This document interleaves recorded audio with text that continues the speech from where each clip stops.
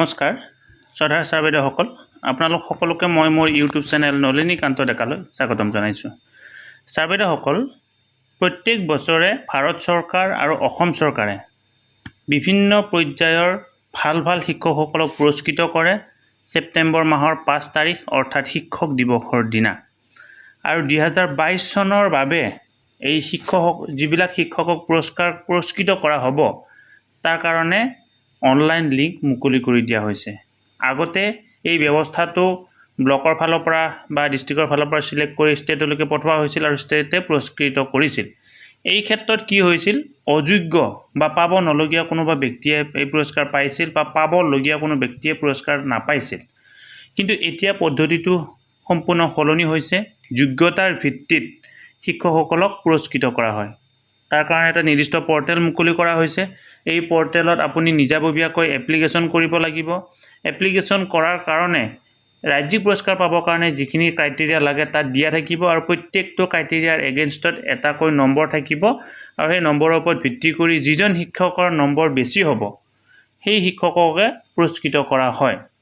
এতিয়া প্ৰাথমিক পৰ্যায়ৰ ফালৰ পৰা কৰা হয়, মাধ্যমিক পৰ্যায়ৰ ফালৰ পৰা কৰা হয় আৰু উচ্চ মাধ্যমিক পৰ্যায়ৰ পৰাও পুৰস্কৃত কৰা হয়। এতিয়া আপোনালোকে যদি এই ব্যৱস্থাটোত এপ্লিকেশ্যন কৰিব বিচাৰে, আৰু মই ভাবোঁ প্ৰত্যেকজন শিক্ষকে এপ্লিকেশ্যন এবাৰ কৰি চোৱাটো ভাল, কৰিব বিচাৰে, তেতিয়াহ'লে এইটো হৈছে তাৰ মানে ৱেবছাইটটো। তাৰ কাৰণে প্ৰথমতে আপোনালোকে কি কৰিব লাগিব, টাইপ কৰিব লাগিব গুগলত গৈ শিক্ষক SHIK আকৌ এবাৰ কৈছোঁ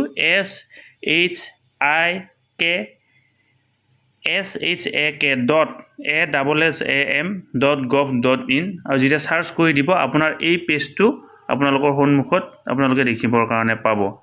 আৰু এই পেজটোৰ একেবাৰে ওপৰত যেতিয়া যাব, ওপৰত গ'লে আপোনালোকে দেখিবৰ কাৰণে পাব, ইয়াতে চাওক লিখা আছে state award for teacher department of education government of Assam. তাৰ তলতে ভালেখিনিও তথা আছে আৰু একেবাৰে ৰাইট চাইডে আপোনালোকে চাওক দুটা অপশ্যন আছে, এটা আছে লগইন, এটা আছে ৰেজিষ্টাৰ। প্ৰথমতে যেতিয়া আপুনি এপ্লিকেশ্যন কৰিবৰ কাৰণে যাব, পোনপ্ৰথমতে আপুনি ৰেজিষ্টাৰত ক্লিক কৰিব লাগিব আৰু ৰেজিষ্টাৰত ক্লিক কৰাৰ পিছত যেতিয়া ৰেজিষ্টাৰটো কৰি ল'ব, ৰেজিষ্টাৰ কৰি লোৱাৰ পিছত আপুনি লগইন কৰিব লাগিব। এতিয়া প্ৰথমতে এইখন লগইনৰ অপশ্যন, লগইন কৰিবৰ কাৰণে কি লাগে, ইণ্টাৰ ইয়ৰ ফোন নম্বৰ, ইণ্টাৰ ইয়ৰ পাছৱৰ্ড। গতিকে যিহেতু এতিয়ালৈকে আপুনি লগইন কৰা নাই, গতিকে আপুনি ৰেজিষ্ট্ৰেশ্যন কৰাৰ প্ৰচেছটো জানি লওক। এয়া হৈছে ৰেজিষ্ট্ৰেশ্যন। ইয়াতে ক্লিক কৰি দিয়ক।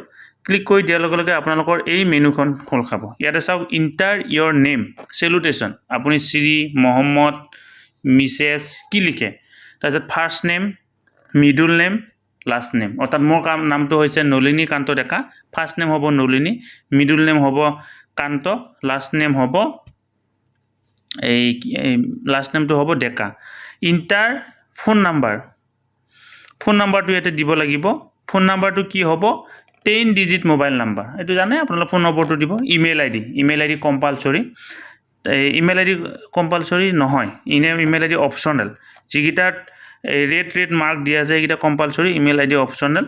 তাৰপিছত ইণ্টাৰ পাছৱৰ্ড, এটা পাছৱৰ্ড দিব লাগিব। পাছৱৰ্ড জেনেৰেশ্যন গাইডলাইন, ইয়াতে যদি আপুনি ক্লিক কৰি দিয়ে জেনেৰেশ্যন গাইডলাইনটো চাব পাৰিব কেনেকুৱা ধৰণে পাছৱৰ্ডটো হ'ব লাগিব। আৰু তাৰপিছত re-enter password, enter the code shown, এইটো কোড দি আছে এইটো দিব লাগিব। আৰু দিয়াৰ পিছত একেবাৰে তলত যেতিয়া আপুনি কনফাৰ্ম ৰেজিষ্টাৰত ক্লিক কৰি দিব, আপোনালোকৰ ৰেজিষ্ট্ৰেশ্যন হ'ব। গতিকে ছাৰ বাইদেউসকল এনেকুৱা ধৰণে আপোনালোকে ৰেজিষ্ট্ৰেশ্যনটো কৰি লওক।